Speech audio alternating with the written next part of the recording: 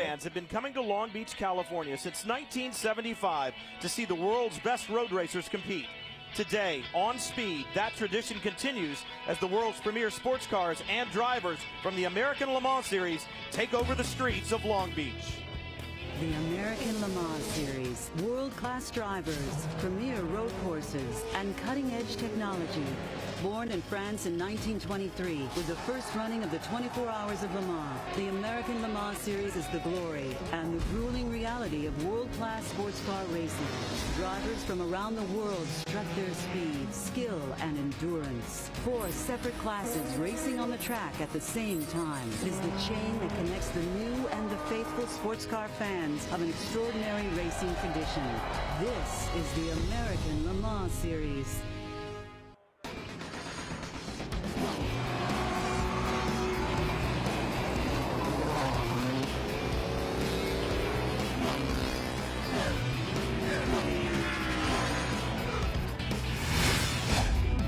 For more than 35 years, the Seaside Circuit of Long Beach has been America's racing glamour spot.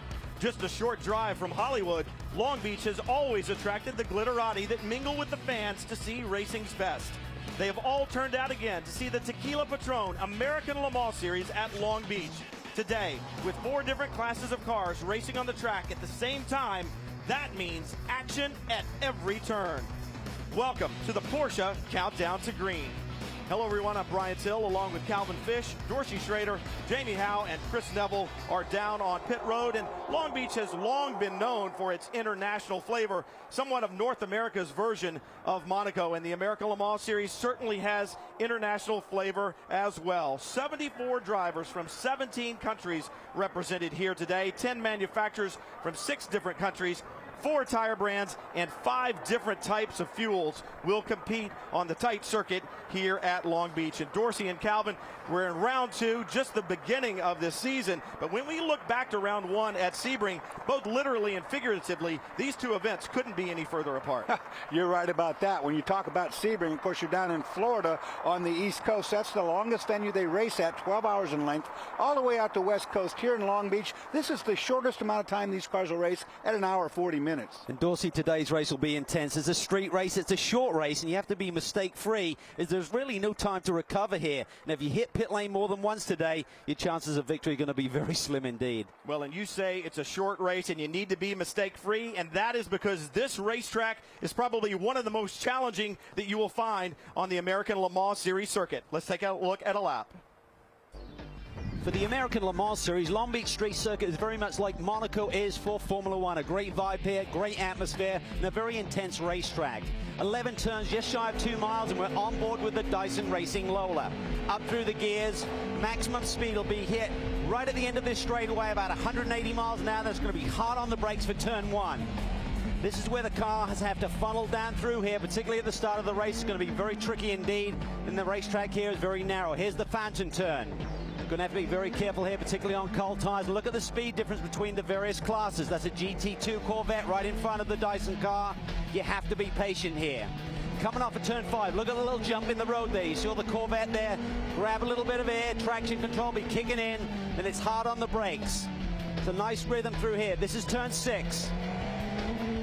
Down through a little curve here, turn 7.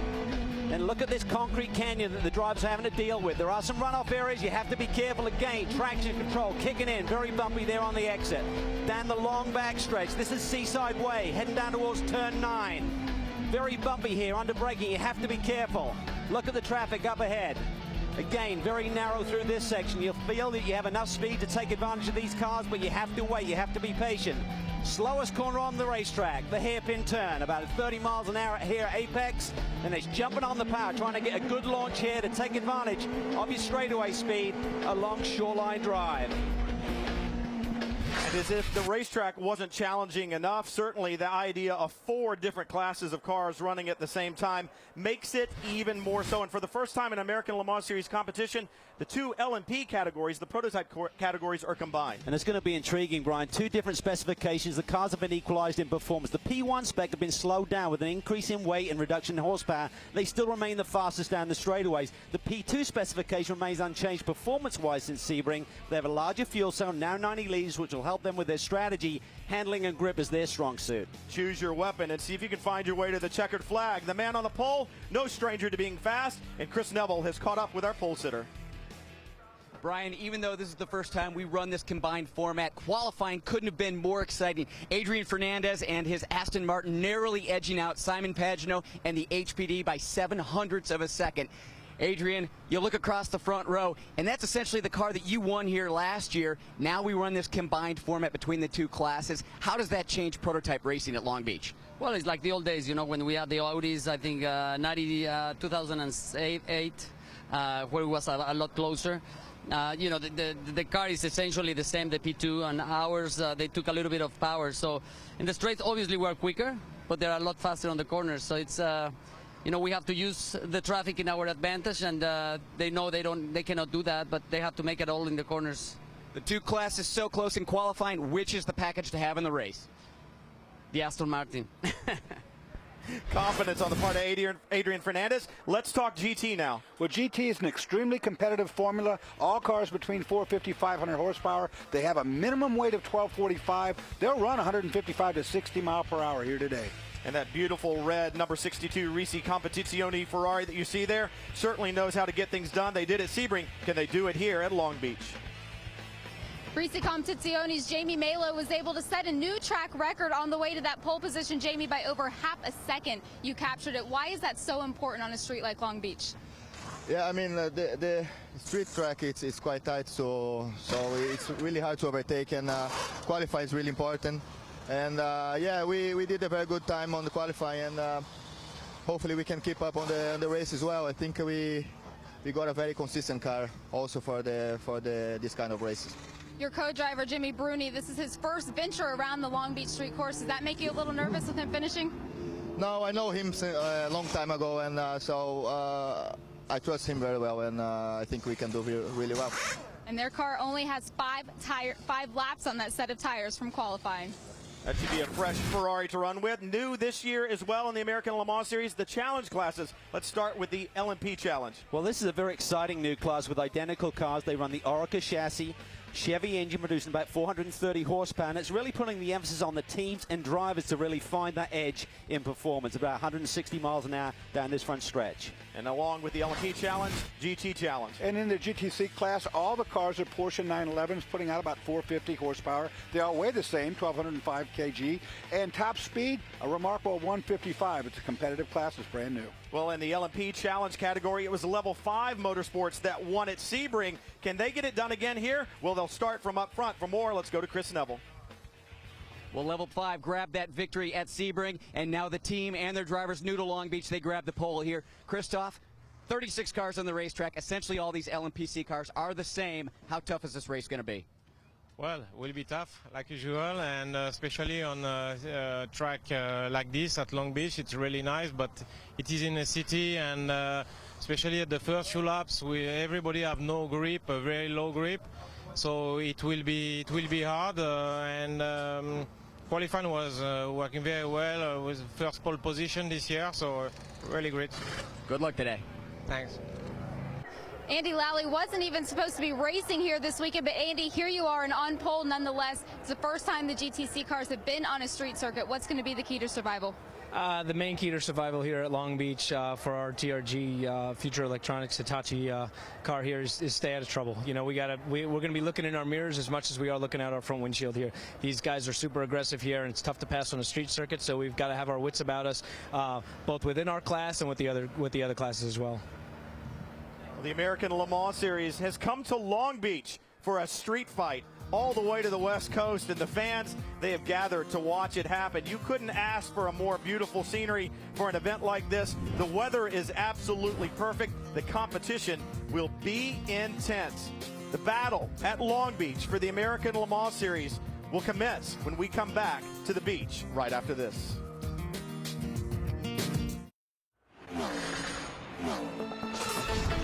Speed's coverage of the American Le Mans Series is presented by Tequila Patron.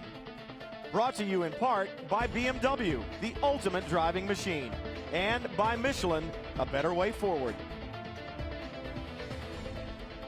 See the boats in the harbor here around the Long Beach circuit. You know, to win at any American Le Mans Series event, is difficult at best, but every racetrack has its own little nuances, guys. And when you go to those racetracks, there's certain keys that you need. What are the keys to victory here at the beach? Well, the pits will be crucial here today, Brian. Very long pit lane here. It takes 40-plus seconds to drive through, so penalties will be devastating to you. Very tight pit boxes will certainly make it tough under yellow with a crowded pit lane. And finally, the critical call will be, do you take tires today or just take fuel to save time?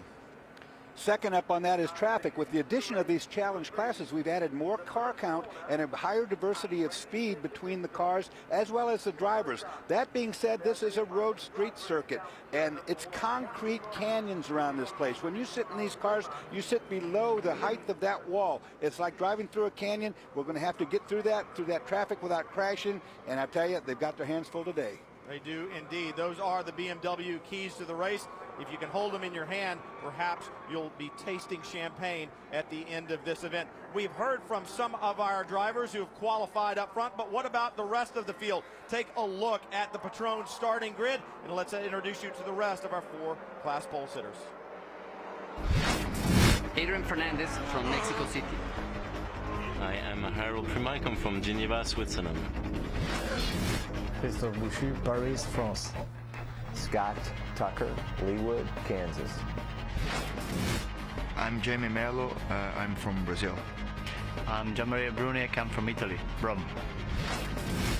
Andy Lally, Northport, New York. Henri Richard, Los Altos Hills, California. You see the rest of the grid scrolling across the top of the screen. I know there is all type of strategy being contemplated down on pit road and plenty of stories as well. Jamie, what do you have? Well, in talking with the GT drivers before the race, Brian, they all said don't expect any first lap heroics from us. Even though the starting position is very important and you want to get out at front early, they said don't count on it right now because we just need to get through the first couple of laps early.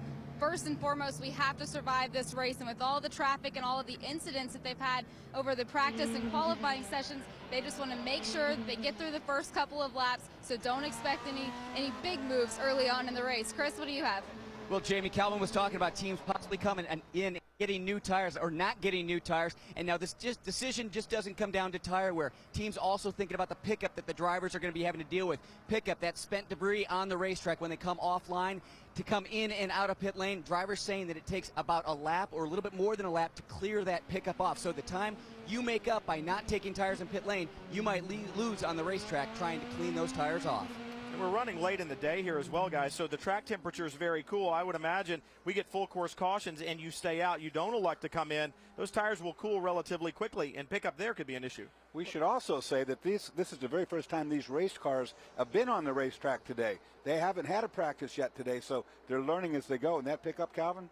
Yeah, that's going to be crucial, and I think what Chris is talking about there, if you come, particularly under caution, if you stay on the hot rubber, I mean, Brian, you're talking about it cooling down, but another aspect of that is the hot rubber, if you stay on the same tires, when you go back out there and trundle around under yellow, you're going to pick up those marbles, you're going to get that pickup. If you've got fresh tires on, they're cold, they're not going to get as much pickup, so that is a big factor here if you do pit under yellow. And as cool as it is, with these pace laps right now, hard to get temperature in the tires, I would imagine. These first couple of laps, it's going to be a skating rink. It really is. I spoke to Klaus Graf this morning. He said, boy, this car's a real handful on cold tires. And he said, I think what David Brabham has an advantage starting on the front row is that the HPD chassis really seems to come alive quickly, and I think that's going to be the fact here at the start of this race with David Brabham starting on that front row alongside the Aston Martin. The Aston should have the speed going down into turn 1, but David Brabham realizes he needs to attack quickly. And what makes this start so hard at Long Beach is the fact that the front straightaway where you get the green flags in the middle of a long right-hand sweeping turn, and then you go down onto a brake zone. Remember, this is a city street. There's a big crown to the road, so when it rains here, the rain goes in the gutters. Well, when you're side by side, the left side tires are down in that gutter. Right side guys on the other side are on the other side, and the braking zone is not flat as a result of that, and we get in trouble getting into turn 1. Well, and you think about it too, we heard Jamie say nobody's going to do any heroics, but you got to think about it. It is hard to pass on a street circuit. If you give something up at the beginning, it may be hard to get it back. How hard are you going to fight? We're about to find out. The beautiful blue and orange Aston Martin there, and then the HPD along beside it. Those were formerly a P1 and a P2 category. We're about to find out where the horsepower lies, and it's with Adrian Fernandez as he jumps on at the green, and he is gone. And look at David Bradman. He's getting swamped here. Chris Dyson has gone around him. Here comes John Field. He moves up to third, looking for second. It's Harold Premat driving that Aston Martin up front right now. Chris Dyson with a great start with that Mazda. What a jump he had. I don't know what was going on with David. He just got caught out. He did. He didn't have a good start, and then he got swamped by the high speed of the P1 spec machines, and also that Dyson Mazda seems to have a lot of straightaway speed as well. Talking about a lot of straightaway speed. John Field there, as that engine comes on in that former P1 car. Remember, different specs, has a little more horsepower. The straightaways are its friend. The guys in the different spec car, they need to pull out the gap through the twisty bits. What an impressive performance by Harold Premat. He has taken off at the front of this field, and that was certainly unexpected. Everyone expected that David Bradman would be the man who would be handling this to Aston Martin during this opening lap, but Harold got the perfect start, now really starting to show his stuff in these prototype machines. Guys, John Field had a problem with his car in qualifying. We had a practice lap on him to put him on top of the sheets right before qualifying. Something happened in the car. It shook violently. We don't know what happened to it yet, but that car could be a contender today. Well, Dorsey, they originally thought that there was a problem with the nose on that car, but then taking a better look at it, he just flat spotted the tire. So he had a massive vibration, wasn't able to get the laps he wanted in qualifying, but said, this car is awesome. We are going to be challenging for the lead early on in this race. And awesome it is as you see him sweep around the Dyson entry there. Impressive stuff, and you saw Clint Field sitting on the box watching his father flash by going, yeah, go for it, Dad. I think he showed some emotion right there. Clint Field at the first race, the opener at Sebring, had a horrific crash. Car completely destroyed. This car built out of a spare they had back in Ohio. And this is the first laps for this man who was really beat up bad in that crash. Well, John Field is certainly one of the bravest drivers out there, and to rebound from that horrific shunt at Sebring and be strutting his stuff towards the front of this field is just unbelievable. We're going to look at the remaining debris from that shunt that he had earlier in the test week. Look at this stuff. You don't see a crash like this often, that a driver can literally get up and walk out of. John did that, but boy, let me tell you, he paid a physical price. It looks like a debris field that you would see at an airplane crash. Just horrifying stuff. Yeah, and that debris, what was left of the car, essentially nothing. The only usable part, they were able to salvage the dash on that car. And what happened there is one of the bolts in the back end of the car that brings the suspension into the gearbox. That bolt came loose, so essentially the back end of the car fell to the ground, the nose went up, and he was going so fast the car just went right up in the air. I'll tell you what, David Bradman is probably very frustrated right now. He looks like he's got a little bit more cornering and handling than the Dyson Mazda, but down that front stretch, Chris Dyson just pulls away from him. David will need all of his experience here today to just be patient right now. He didn't get the start the team were looking for. Remember, David qualified on the pole here last year in the P1 Acura chassis that they ran there, but then the victory taken away. But I've got to give credit to Harold Premat. He took off so quickly at the start. I was just thinking Adrian Fernandez in qualifying and didn't give the kudos where they belonged. And look at this, Brabham makes the move. Is he going to get it done? Can he keep Dyson behind him when they get to this back straightaway? Well, that was turn 6. You come through that little curve. Now this is turn 8. He's going to try and get a really good launch off of this corner. But that Mazda has a lot of grunt down this back straightaway. Will he come back at him? I think once we get into traffic and David makes a move, he'll be able to get it and get some cushion with traffic. Can he hold on here? Yes, he does. Now he needs to stretch a little bit more through these corners, 10 and 11. He stretched it out. Is that enough of a buffer to maintain that position down this front straightaway? The battle in the prototype category so good. It's been hard to keep track of GT, but we'll certainly get you there. Now look, a problem. Really bobbled coming off of the hairpin. Stuttered or stumbled a little bit. Dyson has a problem. He does not have the speed that he's had before. Meanwhile, one of the LMPC cars is off into the tire wall. Now, this is one of the problems we've seen throughout the weekend. These LMP Challenge cars, the transmission, the gearbox on them, very difficult to engage reverse. Some of the other categories, much easier to find that reverse gear back out of a problem like this. With the tire wall there, I would imagine the damage not too extreme, but if he cannot back that car out, they will have to bring out a full course caution. It's very hard to do these cars as far as changing gears from the standpoint of these are paddle shifter cars, so you push your buttons, computer controlled shift.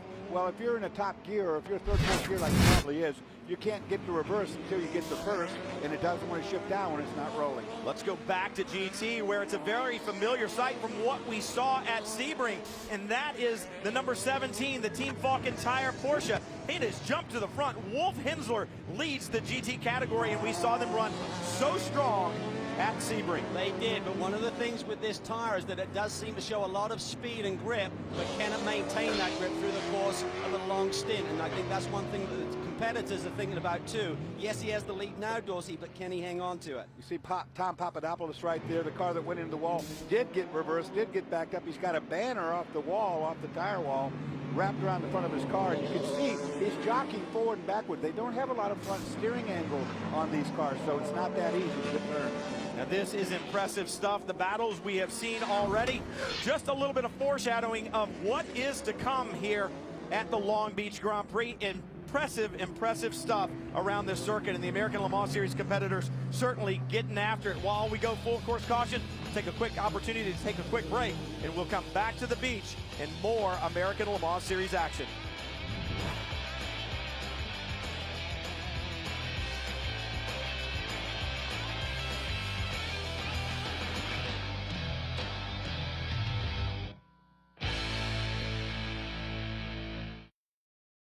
With Bill Goldberg, 4 teams remain, but only 3 can move on to the final round. In this leg of the rally, if you're not first, you're thrown into the challenge, and you can forget alliances there. Every man's for himself now. All new Bull Run, Thursday, 10 p.m. Eastern, only on Speed. Great views of this facility from the helicopter. It is spectacular. The crowds are here and some great racing going on. The 99 leads right now in the LMP Challenge category. Green Earth Team Gunner. For more on that team, let's head down to the pits and Jamie Howe. Not only are they leading the race, Brian, but they're also leading the environmental chase. They're the only team and the first team in the American Le Mans Series to race on environmentally friendly G-oil. Gunnar, tell me about this product. They say that changing your oil can change the Earth? Absolutely. Well, G-Oil is now the official motor oil of the American Le Mans Series, and we're the only car running it right now. So I think it's going to take a couple wins for the people to figure it out that it actually is an advantage. But it's 100% biodegradable, as said so by the EPA. You can it's not encouraged to pour it in the ground, but it'll biodegrade completely in 12 days. And it's comparable, if not better, to Mobil 1 or Shell or any other motor oil out there. Certainly it's a good thing for the environment, but we're back to racing, guys. Talk about good stuff and being green. The track is green and the race is on. Harold Premont got a good jump at the start originally, but John Field, he is angry now, and he is going to be charging, boys. He wanted that lead bad, Dorsey. He thought about it, and finally tucked back in. And if he can stay up underneath the back, when he gets to the straightaway this time, look out, boys. He's got the bit between his teeth. Well, once again, you got to give it to Harold Premont, who is doing a fantastic job. You tend to think of Adrian Fernandez is the quicker of the 2 drivers in that car, and he may well be, but the development of Harold has been pretty darn impressive. Holding his own with John Field in the braking zone there, getting up to speed very quickly, already beginning to pull a gap. You got to be impressed. Remember, he's actually racing Sebring. He was over in Paul Ricard last week, finishing second. A nice podium finish for he and Adrian over there in the first round of the European Le Mans Series. So they aren't rusty. They've not been sitting still since the breaks in Sebring. But Harold doesn't know John Field. We do. Watch what happens He'll now. know about him shortly. Oh, John gets a little bit wide. And Harold gets wide as well. Is there fluid down there? There is. There's fluid. Everybody slipping and sliding a little bit. Harold got loose, and I think that balked John a little bit, as well as the fluids down. Didn't get the jump he wanted, but look at him close. Look how they stretch, though. Look how these 2 cars stretch it over David Brabham down that front stretch. In qualifying yesterday, Simon Pagenaud was losing about 9 cents of a second down this front stretch in comparison to Adrian Fernandez in the Aston Martin. And you know, for Brad, he's sitting there going, this could be a long wide day. again. There's got to be oil there everywhere. Is oil. There's your source of it, possibly. Oh, that's Dyson. Yep. That's Dyson's car in the Turn wall. 1. There, I think there is fluid down. Get it out of there, just reverse. I don't think it was Dyson's car that laid the oil down, because they But were already by that. You could see a shiny streak around the fountain turn as well. I think we've got a car that is putting some fluid down. Meanwhile, Chris Dyson trying to engage reverse as well. And that is a bad place to be, because you know the rest of the field is coming. And if you slipped on oil, everybody else has to go through it as well. Take a look, Dorsey.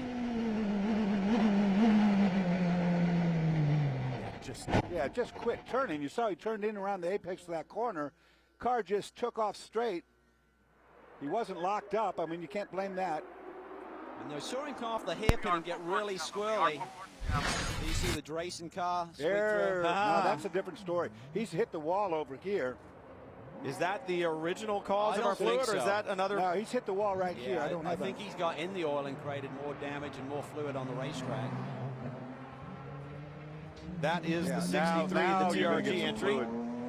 Andy Lally behind the wheel, so. And Andy doesn't make mistakes like that. He's unfortunately liberally. No, it's Henry Richard behind the wheel. He's wetting down the racetrack pretty badly. I don't think that was the cause, though.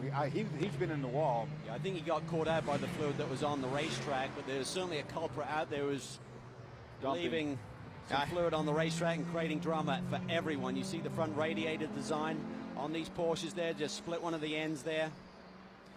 And the radiator fluid, the water is fine. It's the oil that you don't want to have. But we talked about the G oil a little bit earlier. Well, that takes us right into the Michelin Green X Challenge, which is a vital manufacturer competition within each of the 2010 American Le Mans Series races. And it rewards the greenest prototype and GT team at each event. The race car that goes the farthest, the fastest, and with the smallest environmental impact registers the best score. And you can follow the competition throughout the season at AmericanLeMans.com. You see the teams looking on, watching the feed here, trying to figure out what's going on, talking to their drivers. The other thing we have to be cognizant of, how much time is gone by in this race, because once we pass the half-hour mark, we'll start to get into pit windows for the competitors. Make sure you don't miss a lap here at Long Beach.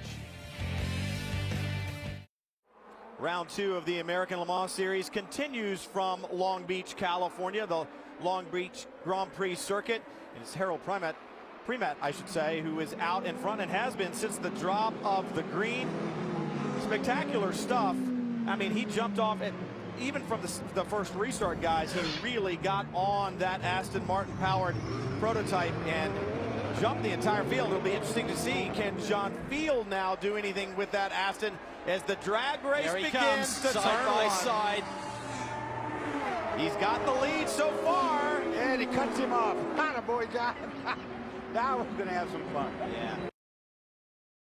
Martin, so we'll have to see how they come in, and I think Harold Primat wisely chose not to try and outduel him down into turn 1. Well, I'm sure George Howard Chappell with the team principal there, probably saying, just let him go. It is a long way to go. And for John Field, though, this has to be so good, so satisfying after the trials and tribulations that we've chronicled already. Not only for him mentally, but for his team. It's been a long time since this car's been at the front of one of these races. And he's getting really deep. They're squirming around, locking the rears up, and think about turn 8. Think about the budget differences as well. A small family team up front, and right there, and Aston Martin behind him, and Honda behind that. And that's another thing that has to feel so good for this small team. John Field, who seems to know no fear after that huge crash at Sebring, came back and he said, when I got back in the car on the first test after we took it to Putnam Park to test it, I said, were you cautious? And he said, no, I just said, I'm getting back on the horse. I lit up the tires, did the longest burnout I could down pit lane, and from then on, it was just flat out. And look at the gap that he has pulled. 2-second lead, great job. But believe me, John is playing hurt. And there's nothing better than when you're playing hurt than adrenaline. And he's full of it right now. Yeah, I tell you what, not only neck issues, his wrist is hurting him bad, so we'll have to wait and see what sort of pace he can maintain. And this racetrack will beat you up. There's a lot of bumps out there. He's going to pound himself over. His knees are sore, stitches in his knees from how they banged around in the car. But like you said, Dorsey, the best painkiller is probably adrenaline. And John Field really beginning to pull the gap. But look at David Brabham hanging on the back of the Aston. I have to think that maybe Harold got a bit too much pickup during that caution there. Maybe taking him some time to get those tires clean again. And look at the gap that they have pulled out. But back to the GT battle. We talked about it earlier, and the 62 had gotten around the 17, the red Risi Competizione Ferrari had gotten around the 17 of Wolf Hensler just before that full course caution, but Hensler has remounted that attack and taken that Porsche back to the front of the GT category. In addition to getting a brand new car for the year, Team Falcon Tire also added a brand new engineer in John Ward. John used to be with Fernandez Racing. He's engineered cars for this Long Beach circuit for a number of years, and he said, you know, it's amazing with how different the prototypes and the GT cars look, how similar they actually are.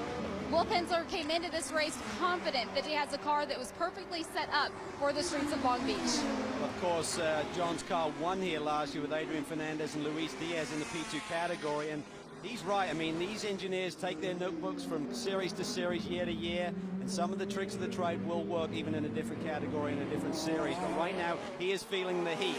Jamie Mello is really putting the pressure on here. He started on the soft tires for Michelin, put them on for qualifying yesterday, had a great balance and laid down a lap that had the whole paddock really aghast at where did that one come from. It was the perfect lap by over a half a second. And right in front of Wolf Hensler, you see two LMP Challenge cars, the red number 36, J.R. Hildebrand out of the Genoa stables, and then Elton Julian in the 99, the green LMP Challenge car that you see right there. They are right there in front. One of the things I noticed, the LMP Challenge cars do not have traction control. When they came off the hairpin the last time, they got really loose. The GT cars behind them do. The GTs actually got a better launch, and it kind of congested things a bit. One of the things that these guys can do is be a little bit more aggressive with their setup in terms of not having to try and preserve the tires. They have to do a mandatory 4-tire change in both the challenge classes here in the sprint races this year. So all of these challenge cars will see 4 tires going on the car during the course of the race today. Plus, on these prototype cars, there's 2 places on the circuit where you're under 40 miles per hour. One was right there at the hairpin, and the other's over there by the fountain turn. Now, at 40 miles per hour, there's no downforce on that bodywork any longer, and it doesn't have as much grip without the traction control as the GT car. The GT cars are probably, in fact, faster on those slow areas. Oh, look at this. Jamie Mello really starting to put the pressure now on Wolf Hensler. He wants that lead. He wants to be able to control this race. Your strategy calls are so much easier when you're leading than when you're behind. And the question really is, how long will the tires stay fast on the 17? Remember, this team is a development team, Team Falcon Tire. They're working on these tires race in and race out. But the weakness is not how fast they'll go, it's how long they'll go fast. The thing is, however, that team was together last year and did race on the street course, and they had a pretty good car then. So that development of that tire is pretty good. I think the team itself is hoping, A, it's a good tire, and that we will get enough cautions to keep cooling it off. Wolf knows this place. He sat on the pole here last year with Farnbacher Lowell, so he certainly knows how to drive one of these. But here comes Jamie Mello. He's going to look to the inside. No. Thinks better off it. That was close. He's certainly thinking about making a move down into turn 9 there under braking. What about the drive that Jamie Mello and Pierre Caffer had here last year? They did qualify in the #1 position in GT, but were sent to the back of the field. They drove from the back to finish second. So talk about a car with good balance. But what happened in the hairpin at that point in time? Looks like Hensler really leapt away. Hensler got to the throttle first, and it did bite. It hooked up pretty good, as we see right now. The 88 spun around here on the track. That's one of the problems here at Long Beach on a street circuit. When you spin, there's not a lot of room to get turned back going in the right direction. Oh, this is tight. Look at the prototype machines coming through there. There's Jerry Vento in that GTC car just trying to stay out of the way, and it's so narrow through that section of the racetrack, through the fountain turn there, almost impossible. And it stacked that whole group up, and that was kind of the point I was getting to. You know, there's no room to turn around, and when you do turn around, if there's guys coming, there's nowhere for them to go either.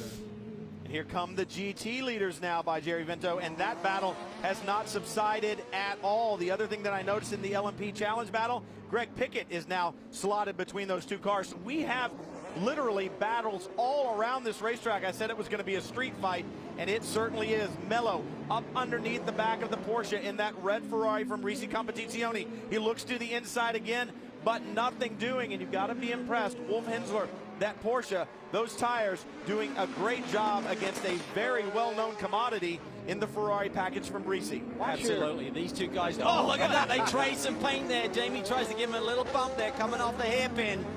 Well, that was close. He tried to loosen him up so the Porsche doesn't get that rear wheel launch that it gets with that engine back there. You know, that's where he's getting that advantage off the hairpin. That thing is putting the power down. Ferrari's probably slipping the wheel a little bit.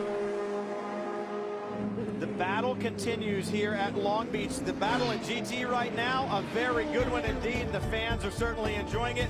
And John Field enjoying the view from up front here in round 2 of the American Le Mans Series in 2010. Coming at you from Long Beach, California.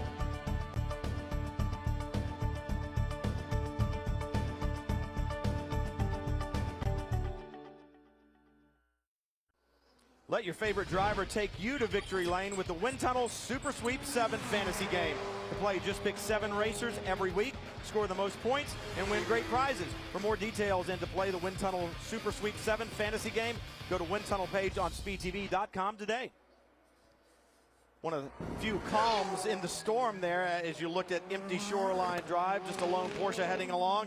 And John Field a bit alone at the front of the pack, a little more than 7 seconds in hand over Harold Primat, who runs second in the Aston Martin. A little further back in the field, the number 8, the Lola of Drayson Racing, with Paul Drayson behind the wheel, having a good run of it. They didn't have the qualifying that they wanted, and Johnny Cocker had a bit of a problem with the master switch.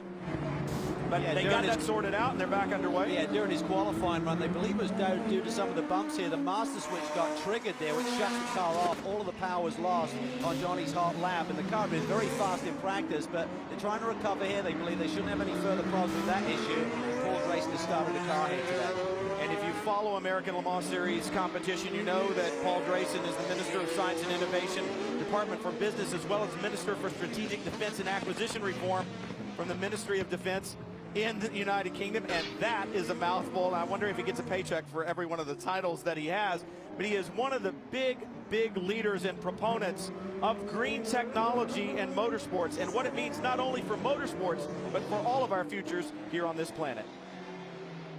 Climate change is the greatest challenge facing our generation, but we're not going to meet the challenge just by stopping doing the things we love, whether that's flying on vacation or driving our cars, or great sports like motor racing. But did you know that the 10 warmest years on record across the globe have happened since 1996? There's no doubt that our planet's heating up, and we've got to take action now. So let's use the science and engineering that we've got. Let's develop it faster in sports like motor racing to make sure that the technologies we develop, things like cleaner fuels, hybrid engines, regenerative braking, which reuses the energy lost from the braking system, gets that back into the power system, getting all that technology into road cars to reduce the greenhouse gases that are heating up our planet. And problems we talked about. What a great job Harold Primat had been doing in the Aston Martin, the 007, but definitely a problem turning onto the back straightaway. We don't know whether it happened on his own or whether traffic was a factor in that, but debris now all over the back straightaway. Primat back underway, and he'll have to come to the pits. Damage to the 007, the Aston Martin. Let's take a look. David Feeling the Brabham. pressure from David Brabham. David slices down to the inside. This is turn 8. There is contact there. Harold gets a little bit sideways and clouts the left rear corner. And I should say, both drivers tried really hard not to have that happen. Let's take a look at this. Remember David's move to take the lead here over Romain Dumas a couple of years ago and worked successfully to get their win that day. He got the position there, but there was contact this time. You know, both drivers knew at the last moment that they were there together, and they both really tried not to have contact, but there wasn't room for two cars right there. Well, you talked about the frustration that David Brabham must be feeling early on with the speed differentials between the two cars, but to make that move right there, not alongside of him completely. I know it was an aggressive move, but onto a long straightaway, you got to believe that Harold would have taken it back at the end. My question is, did that move need to happen? Well, I think, you know, you got to go for it here. We're now hearing there's going to be a stop-and-go penalty for David Brabham for avoidable contact. Now, this will absolutely crucify that team here today in terms of their strategy. It takes 43 seconds. We've incurred a stop-and-go penalty for avoidable contact. We have incurred a stop-and-go penalty for avoidable contact. Remember, even though this would be an ideal moment to do service on the car, you're not allowed to when you're making that penalty trip down pit lane. So he's still going to have to come down pit lane to get fuel and do a driver change yet today. Now we have another look at it, and it's a bit optimistic. You see David dives right down the inside. Now, right about here is where they realize they're in trouble. And David drives up on the curb, but it doesn't make any difference. He clips and sends the Aston into the wall. Disappointing for both of them. Obviously, David Brabham, a champion, and he's not a guy known for aggressive moves like that, or moves like that do not come out a little bit cleaner than that. And I know he's going to be frustrated not only with the outcome of it, but I'm sure he's frustrated with himself as well.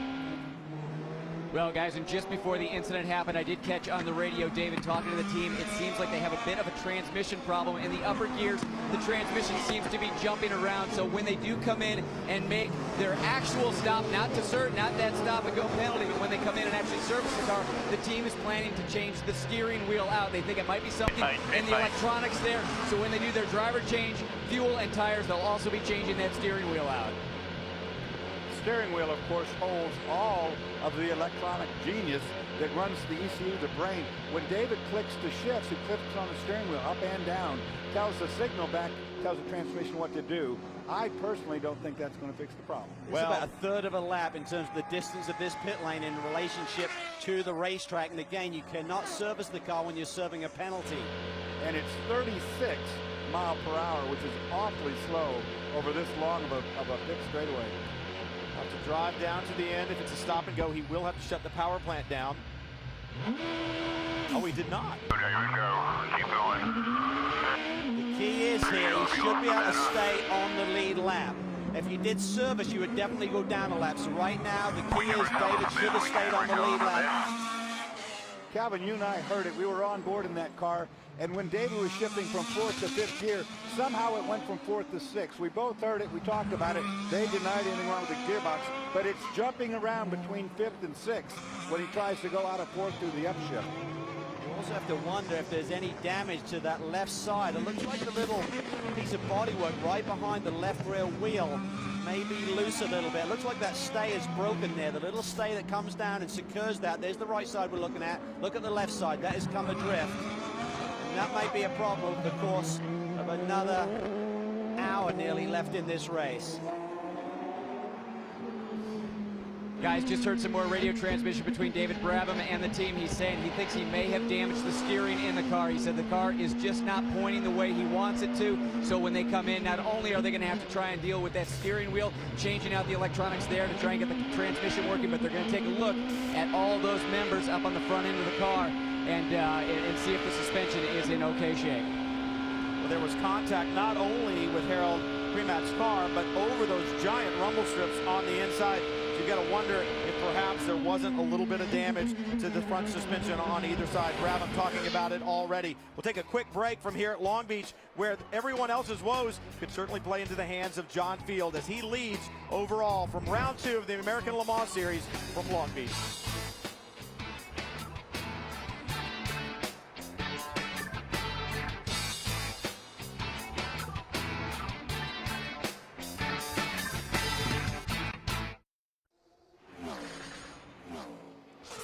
Speed's coverage of the American Le Mans Series is brought to you by Mazda. On any given weekend, there are more Mazdas road raced than any other brand. And more problems here at Long Beach for Harold Primat in the Aston Martin, the 007. A spin and back underway. He had maintained second place after the contact that he had had with David Brabham. But now another problem. That, I believe, was there in turn 1. Yeah, let's take a look here. Down under braking. Just gets wide of the apex there, decides to bail on it. Smart move. Yeah, because if you're not on the right trajectory there, Dorsey, you're just going to hit those tires. Yeah, as soon as he turned in, he felt the wheels starting to lock up. Tires starting to lock up. Said no. He did not pit after that incident with David Brabham. Once he got himself out of that tire barrier, he maintained track position. So he's struggling a little bit here with a damaged race car. That will affect the car under braking. That aero stuff that's now missing certainly has a dramatic effect on these prototype machines. You can pick it up right there if you want to. I'm surprised they're leaving that out there. I am too. That is the leader in the LMP Challenge class, right behind Harold Primat in that red number 36, the LMPC car, and that is J.R. Hildebrand behind the wheel. A problem for the 44, Darren Law. I believe the 44 had pitted earlier. Seth Nyman was out. Darren Law in, and that's coming into the horseshoe. The last turn. The motor, I put it in gear. The gearbox feels like it's working fine. It's in the gear. With my foot on the clutch, I release the clutch. It's almost like I've got a great clutch pedal, but it's got nothing. It's like broken input shaft. But that's what it feels like. You know, like there's not even the train connected. Here, Darren Law diagnosing the problem. Back to the crew. Okay, Dorsey, input shaft. That is exactly what I would have. It's a broken axle. I've had broken axles. You can still roll. You can hear it thumping around. There's nothing. It's like completely just nothing. The input shaft, of course, connects the engine through the clutch to the transmission. What Darren just said, I totally agree with his call on that. 32 laps in the books here at Long Beach, 33 for the leader, John Field. But for this man, Wolf Hensler, what a spectacular job Wolf, Brian Sellers, and this entire Team Falcon Tire group has done here at Long Beach. They ran so well at Sebring, and they have led here at Long Beach almost from the drop of the green. 32 laps in the book. Any question about are these tires going to fall off seems to have been answered. Well, I think there's two big questions been answered now. We certainly expected John Field to be very competitive at the start of this race, and this driver and team, but no one expected to be sitting here this far into the race. So this is great stuff for this team in really the early stages of development of the team and the tires. And Jamie Mello, who was running so close to Wolf Hensler earlier, continuing to tap him in the bumper, coming through the hairpin, is dropped back several car lengths and is really a little bit out of that fight right now. One of the advantages that was going on right there is Wolf Hensler would come around that hairpin, and with that Porsche's engine at the rear, when he would launch, it wouldn't spin the wheels, he wouldn't get to the rev limiter. The Ferrari started to spin the tires, and it hit the rev limiter, which slows that launch. And you see how much. Looking back a little further in class, you see the 01 Extreme Speed Motorsports entry. Johannes van Overbeek behind the wheel right now. Remember the huge fire that team had at Sebring with Scott Sharp, team owner, behind the wheel. It was completely engulfed throughout the engine compartment. I talked to Scott the other day. This is the same car. What a great job the team has done to rebuild it, and we're full course caution yet again here at Long Beach. Well, we're going to see some action now on pit lane. I mean, just to get with the rules here, driver has to do 30 minutes minimum to get points, and also maximum of 70 minutes for any driver in this race. So they're right in their window. Jamie? Well, down here with Ed Brown. Ed, the Patron program in 2010 has become quite an immense one. You've got your name on both of these Ferraris as well as the HPD entry. Talk a little about that. Why now? Why the American Le Mans Series? Well, you know, we started out slow, and each year we just kind of started building on our program. And you know, the American Le Mans Series has just been a great partner. They're letting us do what we really want to do at the track to really start to bring consumers more in here. And you know, they're just great partners, and we're going to continue to build our program here. Now we see that you just got out of the car. How was it out there? How dirty is the track? It's dirty. There's stuff all over it. It's really slippery. Turn one's really getting dangerous. There's a lot of water coming out of 3. So it's a handful out there. All right, and I think pit lane's about to get dirty too, guys, because we're under full course caution. Under full course caution for debris. I don't want to include Darren Law in the debris, but he's kind of out there on the track, and that portion needs to be moved as well. You heard about Ed Brown talking about, and there's some of the debris that they're going to remove. You heard Ed Brown talking about the growth of their program. That's news, and you can learn all about news from the American Le Mans Series by becoming a follower of the American Le Mans Series on Twitter. You can get the latest news and post your own comments. You can find the series at ALMS Notes. Check it out, or try the series official Facebook page at facebook.com/ALMS.official.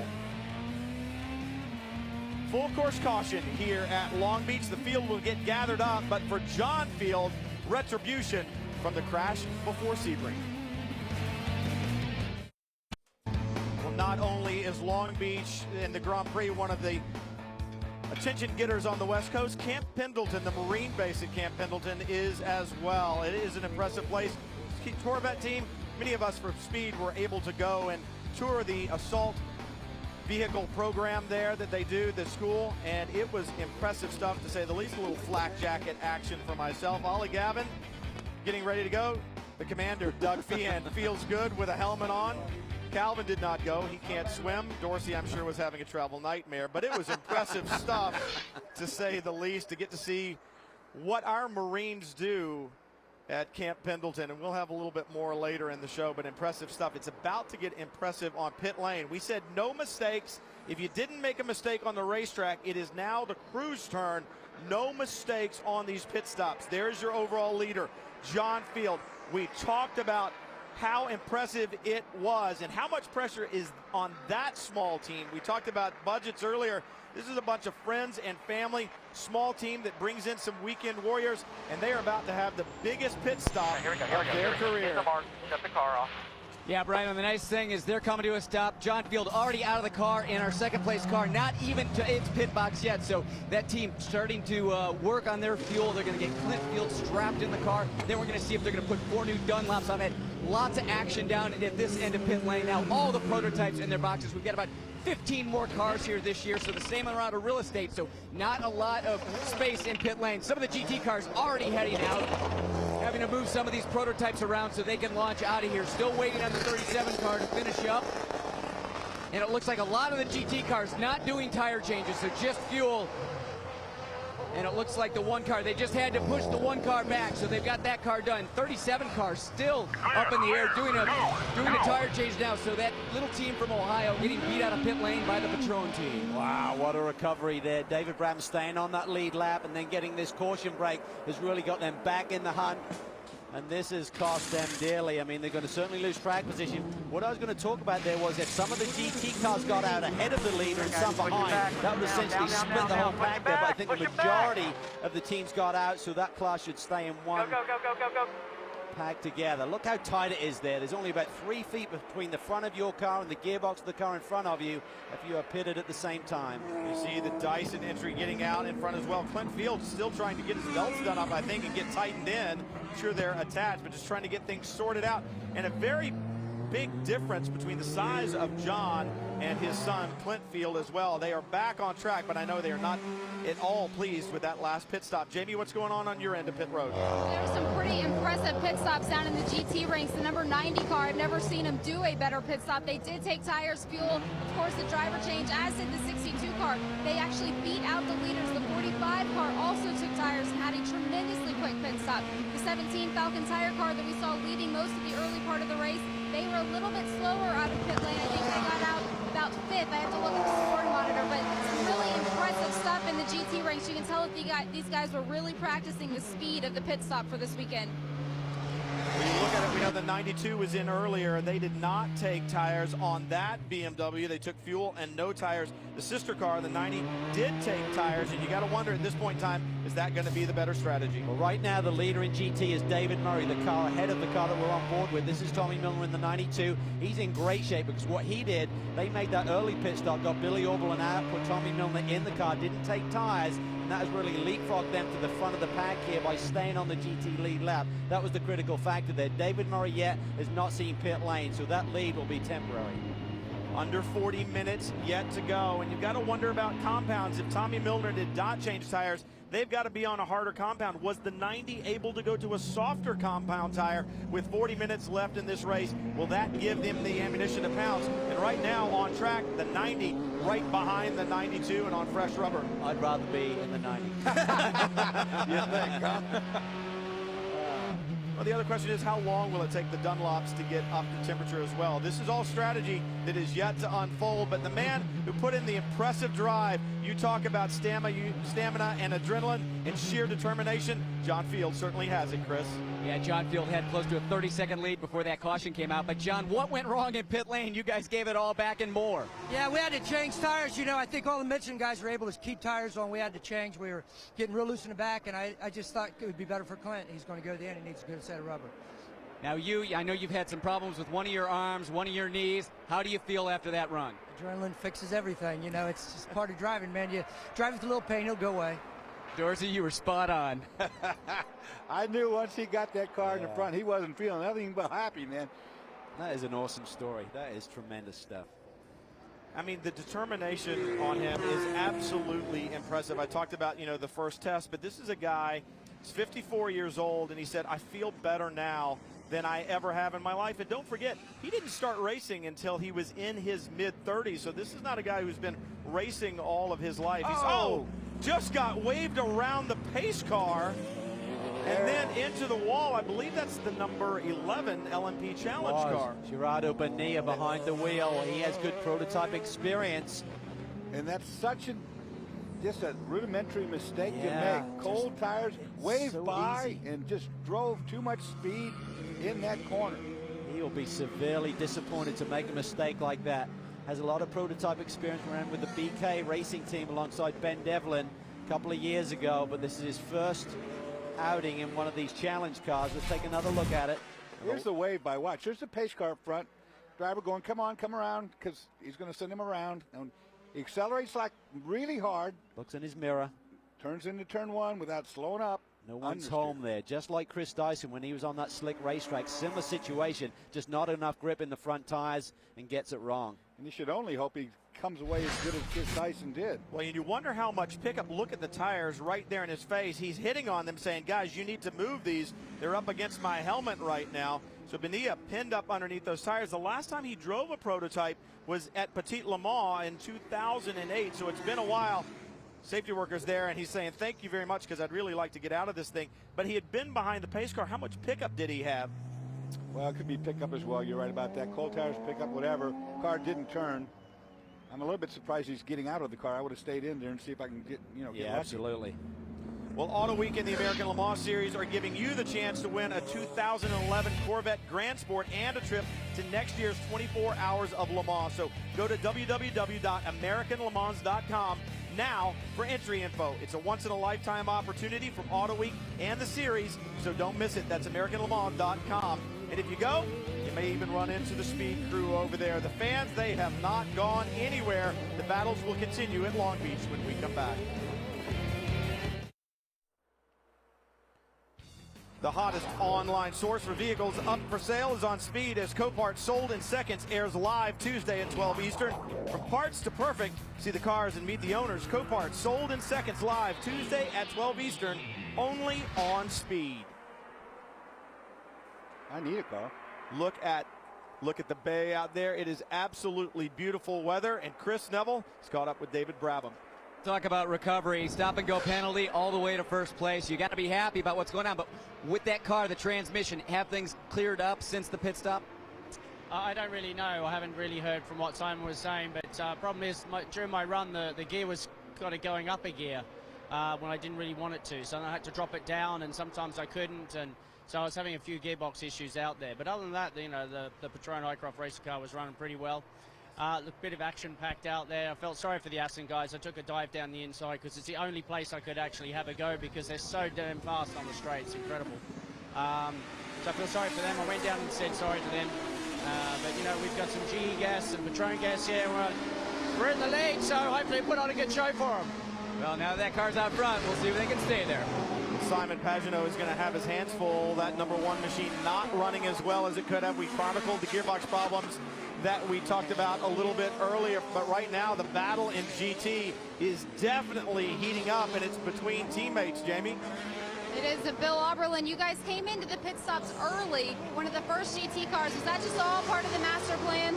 Well, that was part of the strategy. I mean, with this BMW Rahal Letterman Racing, this is a lot of brain power in the background with Dunlop tires. Dunlop said, look, this tire is going to go the distance. You don't have to change it. It might not qualify quite as good. We were 6th and 7th, but it will run hard long. So we came in early to get out of sequence because I had a lot of speed. I just couldn't get by the guys. Came in early, out of sequence, made a great stop. I think it was 12 seconds, put in just enough fuel to get to the end, stayed on the same great Dunlop tires, and these guys did a great pit stop. Off we go to the end. With two team cars battling back and forth, what are the team orders? Are you guys allowed to fight out there? It seems that way. That's a little weird, but yeah, I mean, anybody's game. It's time to go win. It's time to go win a championship. These teams are head-to-head. I mean, I'm looking for anything. I got out of the car. I wasn't out of the car for 3 seconds, and I found a lucky penny. I picked it up. If I would have found a rabbit's foot, I'd have that right now. I mean, I hope we can keep it together. All right, and Bill just told me, guys, he has never won here at Long Beach, so he's really looking forward to the finish today. Just to clarify, Joey Hand in the car right behind Tommy Milner, the other BMW, did not take tires. Jamie said that when she went over there, they had tires set up, almost like a fake for everyone else down pit lane, did not take rubber. So the cars behind them, Pat Long in that Flying Lizard Porsche there with the yellow windshield, and now Jimmy Bruni in the 62 Risi Competizione Ferrari do have fresh rubber. They're going to be on the attack. And because the GT guys got their pit stops done so quick, jumping all the prototypes, look at the mess it's caused here. Well, the other thing to point out, remember, it was GT cars that we saw up front. That is the new rules for full course caution. The leaders come in. The pace car will pick up the next class leader. It just happened to be the GT guys. Our overall leaders a little bit further back, and I'm seeing a lot of small carbon shards out on the racetrack right now, and that is not good for tires. And I think Simon Pagenaud still has that problem. Look at Pat Long. He didn't see Adrian Fernandez there, and he dives to the inside and takes second second place away from Joey Hand. And did you see the reaction Fernandez had? I mean, he just moved like a cat, instantly getting out of the way. And Unbelievable. If Fernandez had not been paying attention, that could have been big. Patrick Long with those fresh Michelin leapfrogs past Joey Hand. And there goes Adrian Fernandez. Let's get away from here while we can, guys. He wants to clear this GT battle. And on that previous lap, Adrian had got around Klaus Graf. There's Klaus Graf to the left there of Joey Hand. So Klaus was in second spot. He lost that, but look at this down into turn 9. And watch the Porsche right here. Just moves over to make a pass, and Adrian, just saw it right in the nick of time. This is an interesting little analogy right here. These cars get to the end of the straightaways with the same speeds. The braking distance is different, the cornering speed a little different, but it's really strange that all these different classes run almost the same straightaway speed. The other thing that was impressive, you saw the left side tires of Adrian Fernandez on that big paint strip. That paint does not have grip. So he did a great job of keeping that Aston Martin under control. Right now, Patrick Long trying to mount an attack and move forward and get to Tommy Milner, but Milner has been able to pull out quite a bit as you ride on board the number 16. Guy Smith behind the wheel. Well, they've kept themselves in the action here. The Guy Smith now behind the wheel of the 16 car. They are on the lead lap, so they are now in 4th position and closing in on Klaus Graf for 3rd spot. So this is a great recovery by the Dyson boys. My question is, when you think about the BMWs and you know that Bill Auberlen and his guys came in a little bit early, they did not take tires. Why not split a strategy? Why not throw a softer set of Dunlops on the second car, give Joey Hand a little softer tire to get out there? One of the problems I know they've had with their soft compound Dunlop is that it did not last. We don't have a lot of time left in this event. We've had a lot of caution. I think it was all about track position. Certainly they leapfrogged many of those GT cars in pit lane when they made that decision with the 90 car as well to not take tires. So it's really just one of those things we see in NASCAR now. Do you take tires? Do you don't? It's sort of damned if you do, damned if you don't, because if the other leaders don't, then suddenly you're at a disadvantage. I would personally have track position over lap speed, because even if you're in front of a guy, you can hinder his lap speed by being in front of him. Well, and of course, when we all wake up in the morning and we look at the paper and we hold the results in our hand, we can all say what we would have done. Yeah, well, that's right. Right now, Guy Smith trying to climb his way back up to the front, but talk about climbing your way back to the front. The Patron Highcroft team has done exactly that, and Simon Pagenaud leads overall from Long Beach in round 2 of the American Le Mans Series competition. You want to go to an event, you got to come to Long Beach next year and watch the American Le Mans Series machines around the beach.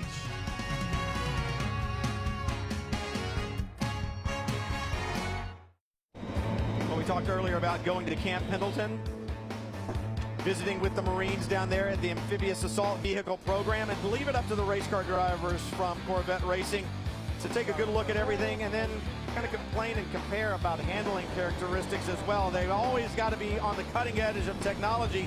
Surprised they didn't actually drive them, but the Marines wouldn't go quite that far.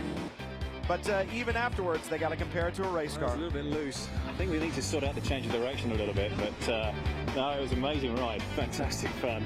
I was sitting up the front, fortunately, so I didn't get anywhere near as wet as the guys at the back. And Olivier, he got an absolute soaking, which it amused me a lot. Going for a ride in those amphibious assault vehicles, there was strategy involved, just like here in the American Le Mans Series. You had to strategize on where you wanted to sit because you knew the water was going to be coming in. Problems for the 37. I think we need to take the thing duck hunt myself. Clint's out of the car, so this could be day over for this team that led so impressively with John Field behind the wheel in the early going. And so disappointing after the huge crash at Sebring and testing that we chronicled. But they did run well. They ran up front. And talk about running up front. This is your battle for GT. Patrick Long in the silver and red 45 Flying Lizard Porsche all over the back of Tommy Milner in the 92 BMW. Yeah, and he's looking really aggressive. He looks to the inside. Tommy defends. This is going to make him slow off this corner. Pat will try and set him up, get a good launch off of turn 8. Down this back straightaway. Good straightaway to get job done. He's trying to move to the inside. Milner blocking that attempt, but here he comes, and he's going to make it tight. I was talking to Pat Long this morning, and he told me he was a little bit disappointed in himself following qualifying. He said he didn't do a very good job of managing the traffic out on the course, and by the time he got to lap 7, the tires were already past their prime. That's why they started a little further back, but he said he has something to prove following Sebring. They want to show that they're in this for the championship, just like they have been from years past. and right now they desperately need those championship points. So he said he was going to be battling hard today and try and get that win. Look at him, tucked right under the tail of that BMW. Tommy Milner goes to the inside. Will Pat try and cut back across? Goes to the outside. Oh, that's dangerous territory there. That's where the marbles are. He nearly lost it, Dorsey. And Patrick Long is not going to like this defensive posture that Milner's doing, taking up the inside of all these corners. I see the chrome horn coming to use pretty soon. Do you believe in karma? Last year, Pat Long-York Bergmeister finished 4th at Sebring, went on a tear, winning 5 on a row to clinch the championship. Where did they finish this year at Sebring? 4th. And look at the prototype traffic behind him.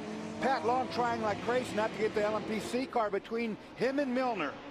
Well, that's just it. You don't want another class car in there, but the battle for the LMP Challenge is about 2 cars back. And Patrick Long, remember, on the fresh Michelin tires. Tommy Milner on those older Dunlops that car has been on since the drop of the green. And here comes the battle in LMP Challenge. The 11 car right there is not in the title fight, but you're right on board with Christophe Bouchou.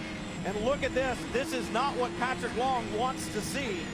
Nor Bouchou, for that matter. He doesn't want this big Porsche right in front of him holding him up.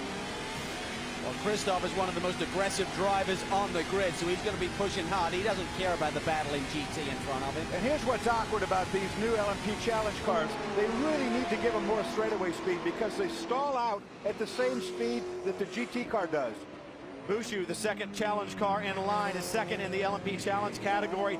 Third in LMP Challenge is the red number 36 with Tom Sutherland behind the wheel, right behind Patrick Long. And the only thing Patrick can hope for right now is that this battle, that fight back to him. But right now, it's nothing but challenge cars around, and that has got news, not good news for Patrick Long. Well, Patrick Long is talking through his team to the officials, saying, I want him to quit blocking me. Side by side, there on the challenge cars. Bouchou working through that lap car, the number 11, trying to get past it, going a little bit further back. Take a look at the 62. Jimmy Bruni behind the wheel, and Jan Magnussen in the number 3 Corvette, bringing the title fight back to the Corvette, trying to take that yellow powerhouse back to the front. Oh boy, here we go. Look at this, down at the end of the back straightaway, down into turn 9. Now remember, Jan Magnussen on a 2-race probation following that incident with Jörg Bergmeister in the finale at Mazda Raceway Laguna Seca at the end of last season. And talking to the Flying Lizards, one of their reasons for the strategy of starting Jörg Bergmeister and having Pat Long finishes, they didn't want Jörg to be in the thick of a battle where he only had to be conservative. So that's why they chose that strategy.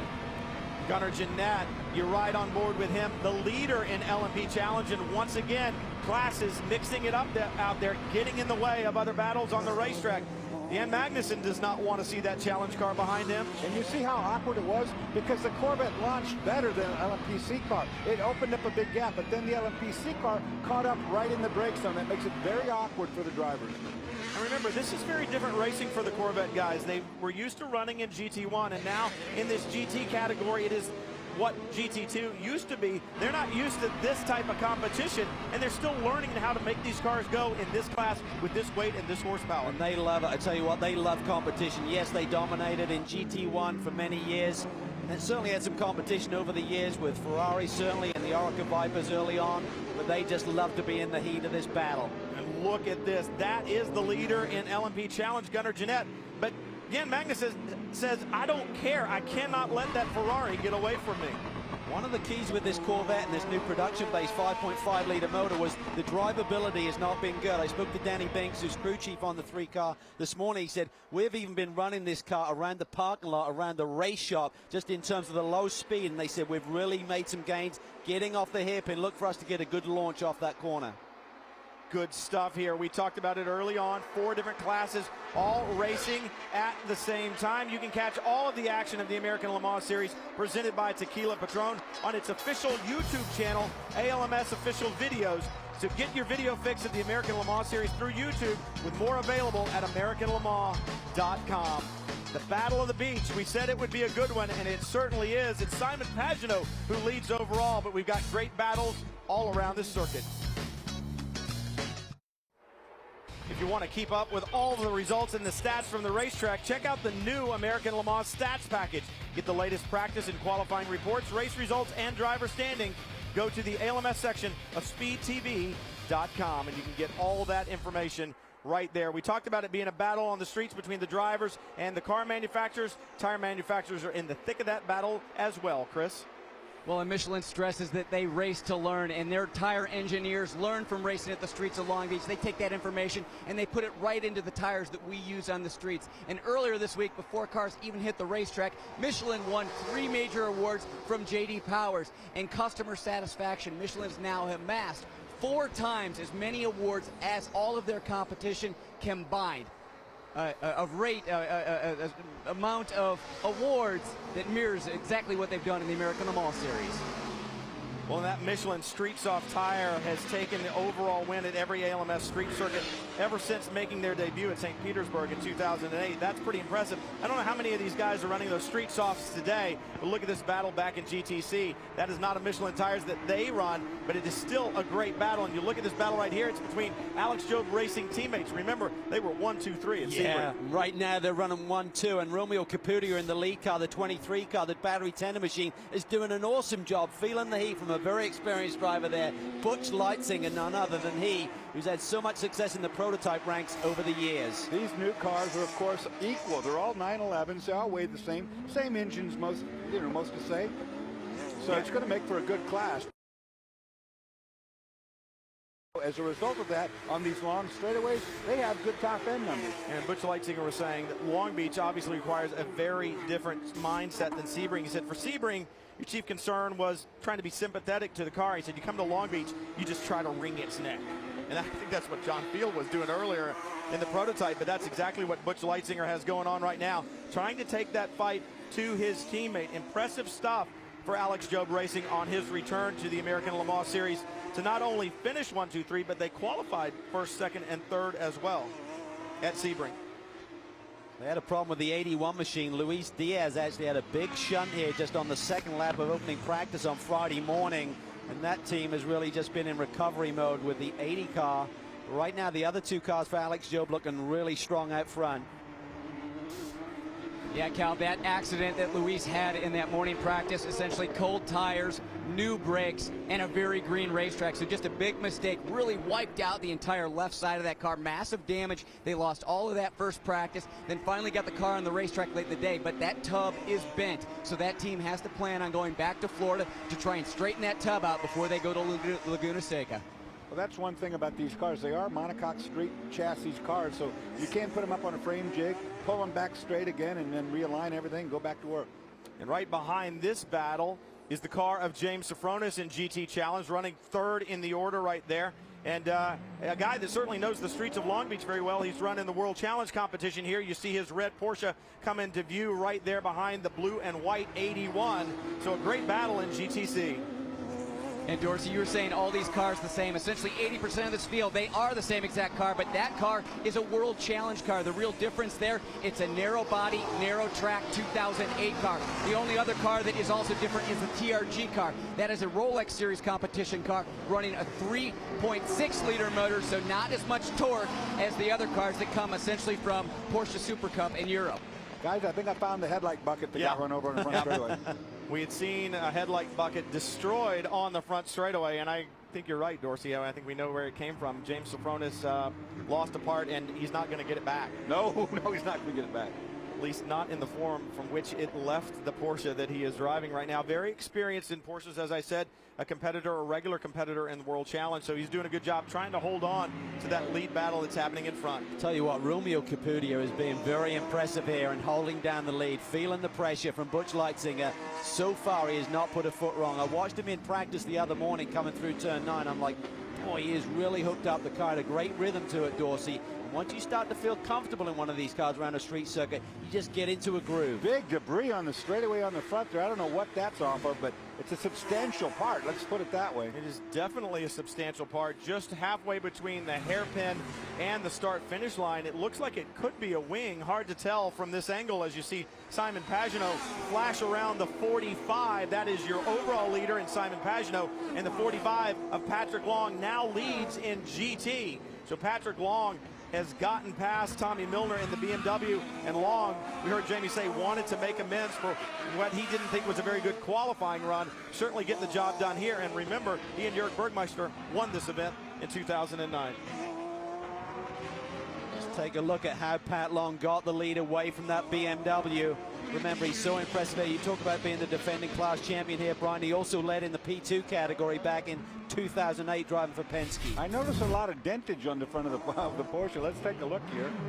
As he's already made that pass, we're on board to 92. Obviously happened under braking at the end of the back straightaway. The Porsche looks like it is handling really well, but I saw the damage as well, Dorsey. Some dents in the front, but what's impressive to me, right in front of Patrick Long, flashing out of the view, is the 007 Aston Martin. Here we go, on board with Tommy Milner. Take a listen. Down in turn 9, Tommy gets in really shallow there, nearly runs out of road. I think he had to be defending there, Dorsey. He was on the right side of the racetrack into the brake zone. That cost him on the exit. That's the problem if you run down the inside to block that lane. You can't make the corner. And look at Jimmy Bruni there. He's trying to make his way through on Tommy Milner as well, taking the long way around, but then gets loose. He got in that debris, and there was a lot of debris there. Trying to get it back. There's... Oh, look at the back little got in there. late, got him a little bit sideways, and Tommy served him up a little dose there. Says, I am not done just yet, but Patrick Long now able to pull out a little bit of a gap. You see the number 6. Muscle Milk Team Cytosport right behind him. The 6 is Klaus Graf. Remember, he and Greg Pickett won along with Sasha Mawson at Sebring at the 12-hour event. So great news for that team. Bill Auberland looking on as well, trying to keep track of what his teammate is doing out on the racetrack. Right now it's Simon Pagenaud, but Adrian Fernandez, he's mounting a charge, only 2.5 seconds back. This race is far from over. Come back and we'll take you to the checkered flags from here in Long Beach.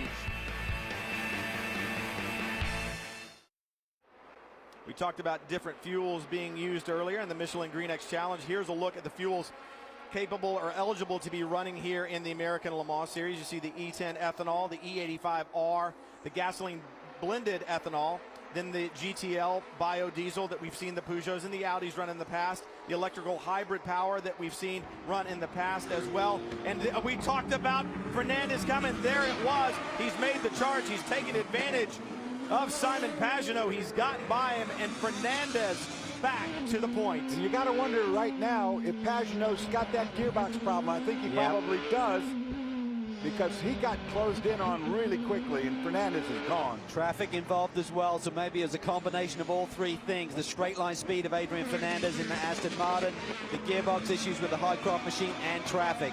What it means is he's lost the lead. But what is important is think about championship. The 007, Harold Primat, Adrian Fernandez, they are not here for the championship. They will not be running all year long. You can't fight too hard with a car that's not going to be involved in the championship. So perhaps Simon Pagenaud just said, you know what, we've got to be there for the end. We want a championship at the end of the season. If it gets too touchy, let him go.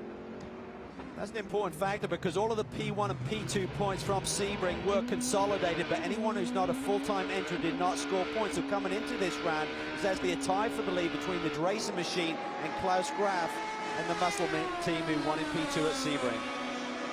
Yeah, guys, we had speculated that they were going to try and change out the steering wheel on that one car, and I don't think that they either got a chance to do that or it wasn't the electronics. So Simon Pagenaud still dealing with gearbox issues. Johnny Cocker right now sitting in pit lane as they're trying to fix this car. That was all the debris on the racetrack. This car came into pit lane.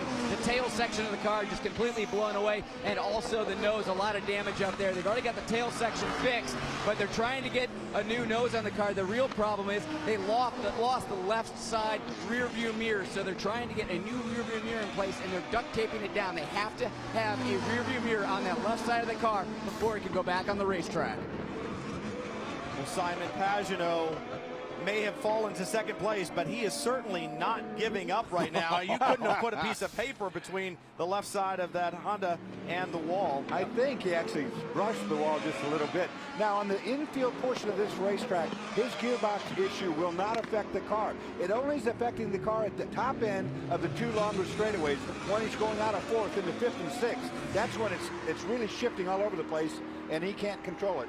Yeah, and David Bradman explained it was basically going up again when he didn't need it. He's having to click it back, and you just lose all of the momentum. And these cars, the P2 specification prototype car that the #1 car is, doesn't have the horsepower of these Aston Martins, certainly. So that will really just handicap them even further in the fast sections of this racetrack. We saw the 37 of John and Clint Field run so well early on, but they had problems. Clint was out of the car. Chris, what happened? Well, I talked to Clint Field, and he said, you know what, we ended up having a fuel leak in that car. Before it came to the grid, they actually had a clutch leak too. So John Field is kind of like, man, this weekend just doesn't sound like it's going to be great. He goes out there, he leads the race. So the highest highs to the lowest lows, they end up with a fuel issue, massive fuel leak in the car. So right now, the 37 sitting stationary, but really everybody on the team still smiles on their face with the performance that John put in the first half. Yeah, good job, but you do not mess with a fuel leak. As we see the 89, one of the LMPC cars is backwards on the racetrack. Mitch Pagery behind the wheel. That is an Intersport entry as well, and good job of turning it around. Little drifting competition going on. I'm guessing that's not his first attempt at that. Probably not. You see Fernandez bolt out of the hairpin. Pagenaud in the green. Patron Highcroft entry behind him. You hear us talk about Honda. A lot of people I know were going, well, I thought that was an Acura, but it is a Honda Performance Development ARX01C is what they call it this year. So it has changed names. A lot of stuff stays the same. In fact, it is the same car. The name has just been changed. Difference is this year they took the two fastest guys from their lead cars last year and have now teamed them together. Simon Pagenaud, David Bradman. What a driving combination they will be this year. Simon loves this place. His U.S. debut in racing was here in Atlantic. He sat on the pole, eventually finished fourth, and in Champ Car had a tremendous podium finish as well. 2.5 minutes left in this event. Pagenaud not giving up, continuing to charge. Anything could happen. Fernandez could get caught in traffic as you see him go around the RSR Jaguar.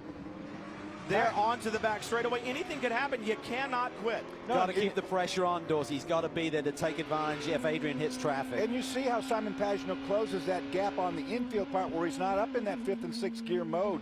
He has to utilize that part of the racetrack. He knows it, because when he gets on that straightaway, that shifting problem costs him time. We'll take a look right now from the helicopter. It closes right in through the hairpin. Now watch the speed differential down the straightaway. 2 minutes. There's 2 minutes remaining. Rob Hill on the radio to Simon Pagenaud. Look at him stretch down there. 15 miles an hour is the difference in speed down his front stretch. It's more exaggerated than that now because he's not able to get into the gears properly. Seems just about the line. It all falls apart there for Pagenaud. Should be 2 laps left to go, so about a minute and a half, 2 minutes at the line. They're running 1:16 second lap time, so it's going to be 2 more laps to go. Listen. This is on board with Simon Pagenaud when the pass was made by Adrian Fernandez. End of the straightaway, nothing he can do. It's too dangerous to try and block at these sort of speeds. But he's right on him. He is right on him. This is where David Brown went down the inside of Harold Premat. Oh, he's going to get a wide shot.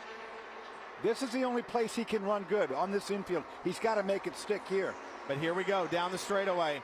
And the legs get stretched on the Aston Martin. The transmission problems, the gearbox problems for Pagenaud. Takes a look inside. Nothing doing. Just about 50 seconds left. They'll get 1 more lap. Pagenaud, it's not over yet. It is really close. He needs a bit of traffic, though, Dorsey. I think he needs a roadblock for Adrian Fernandez to be able to make this pass. This is heartbreaking right here. Watch what happens. Nothing he can do. If you've got anything, let's see it. I think you have been seeing it. If you've got anything, let's see it. Look at the gap at the line and watch Pagenaud claw his way back up to the back wing of that Aston Martin when they get through the tighter sections of this racetrack. He'll be a demon right through here for sure. This is his section. This is where he really pulled it in qualifying yesterday. Look at Adrian Fernandez scrambling for grip there through the fountain turn. Pagenaud's close. Pagenaud is really close. Oh, Adrian gets sideways. He gets it. Can he hold it? He's in the lead now, but can he keep it? He slides back to the inside the block a little bit. Fernandez setting up to make a run. That's the big bump there off 5 where Adrian lost it. You've got to out-drag, and you heard the radio say Fernandez trying to square the corner, getting in the throttle on the Aston Martin. Got to defend. GTC car right in front of him. Simon may have enough. Here comes Adrian Fernandez, last lap of the race. Won't get him here, but will he get him down the start-finish line? Hear the crew. Keep him behind you. Keep him behind you. He's been so quick through here, but he's going to catch LMP challenge traffic. No, he didn't do it. Oh, there's fluid coming out of that challenge car right in front of him. The launch. Go, go, go. You hear the checkered flag waves. Simon Pagenaud, an unlikely victor, but he takes the checkered flag. We talked about a street fight. Incredible. I don't think anybody thought it could be that close, and yet it was.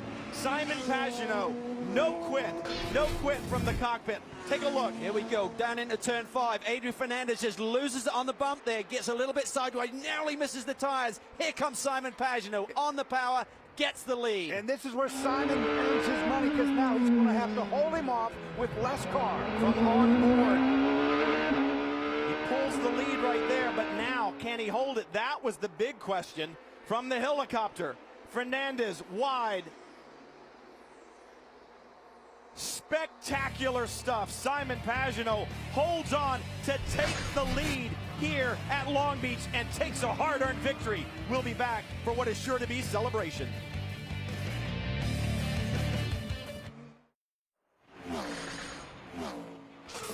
Speed's coverage of the American Le Mans Series is presented by Tequila Patron.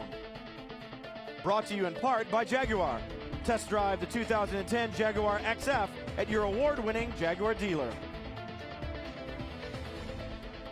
Well, I'm sure there'll be plenty of Tequila Patron consumed by the Patron Highcroft team tonight. We said unlikely victory because after the stop-and-go penalty, we thought no one would be able to find victory lane, and yet it happened. Well, Simon Pagenaud and David Brabham come back from a stop-and-go penalty to get the win today. Simon, we heard Robin Hill on the radio say it's the last lap. You got to get him, and you did. Yeah, amazing. I mean, I keep telling Adrian, he's too old for this. You know, he's got to stop now. Leave it to the young guys. I mean, it was fantastic. You know, I mean, the car was just brilliant. The team did a great job in the pits. You know, we gained most of track position in the pits, and then the car ran brilliantly. The mission tires were just not showing any sign of weaknesses. And I just kept pushing till the last lap, thinking, you know, maybe something would happen to Adrian, and it did. And what a close battle, but always very clean with Adrian. Adrian, the V12 was just so awesome today, but a lot of damage at the back end of this car. Did that affect you getting off the corners on that last lap? Oh, of course, it didn't help for sure, and we had quite a bit of problems on the braking. You know, the brakes, they said they were not working well right from when Harold was on the car. So I was just trying not to use them so hard and try to use one on the corners. But at the end, I locked too much in the last corner that the brakes were just fading. And I locked too much the rear ones, and it got me out. I almost spun. I almost hit the wall, and I was just very lucky to keep going. Congratulations, guys. Great battle. Great battle indeed. I think it'll be one that we talk about for years. Let's go to GT. Jörg Bergmeister, Patrick Long, repeat as winners here at Long Beach. And I know for Patrick Long, who was born nearby, this home track win has to be a special one. Patrick Long, you told me after qualifying you weren't pleased with your result. You've got to be happier with the race. Yeah, I felt bad for my guys. I left a little on the table in qualifying, just getting a little bit balked by traffic, but that was an unbelievable pit stop by them. It got us up front after a tough opening stint. Then it was me and Tommy fighting. He didn't take tires, we did, so we had a better car. I gave him about 6 laps to block me, and then I had to make it happen. We talked, he got me back, so it's tit for tat, but awesome job by the Flying Lizards. Porsche was unbelievable here, and it's great to win at home. Good stuff all around, from GT to GT Challenge, where Juan Gonzalez and Butch Leitzinger do it again. Back-to-back wins in 2010. Leitzinger said, you got to wring the neck of that Porsche here. That's exactly what they did.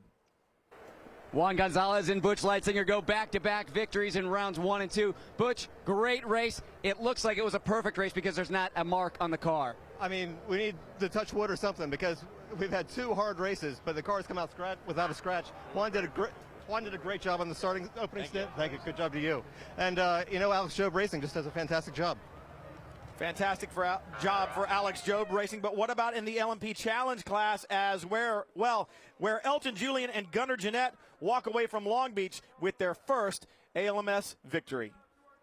Gunnar Jeanette started second today, but made that pass early, led most of the race. How was it? How were you able to do it?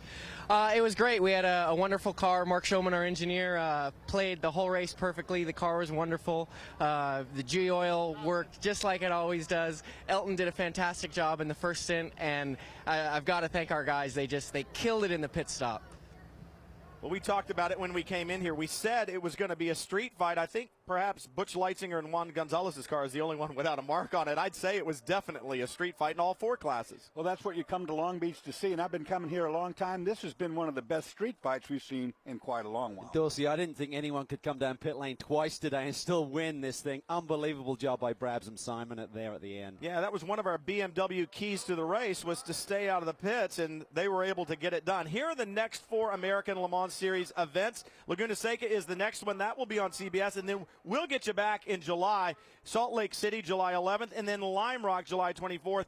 Mid-Ohio will be back on CBS. It has been a fantastic American Le Mans Series event from here at Long Beach. Up next on Speed, AMA Pro Racing. So it's motorcycle time here. You're going from the beach to the two-wheel thunder, and it should be a good one right here on Speed. Great stuff all around. It was a party. It was a street fight. It was spectacular. For Calvin Fish, Dorsey Schrader, Jamie Howe, and Chris Neville, I'm Brian Till. Thanks for joining us right here on Speed for American Le Mans Series action. So long, everyone.